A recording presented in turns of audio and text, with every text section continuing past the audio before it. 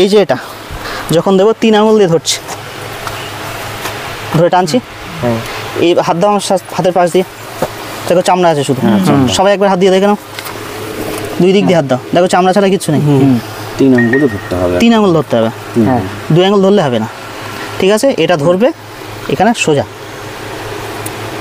যদি আমি 90 ডিগ্রি দিই মাংস চলে যাবে, আর এই যে সোজা দিয়েছি এটা কিন্তু চামড়ে, একটুখানি ব্যাকে রেখে নিলাম, কিচ্ছু নেই, কারণ সব চামড়ার উপর শিরা থাকে না। আস্তে করে ঠেললাম, চলে গেল। আমরা যে ভ্যাকসিন করব সবই কিন্তু 3 আঙুল দিয়ে টেনে।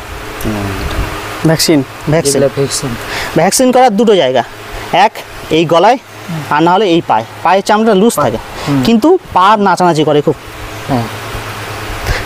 অনেক ডাক্তাররা বলে এইখানে দাও, কিন্তু এই জায়গাটা কিন্তু পা নাচানাচি করলেই খোঁচা খাবে, কিন্তু এখানে একজন মাথা ধরে রাখবে, খোঁচা খাবে না। এটা একটা প্লাস পয়েন্ট।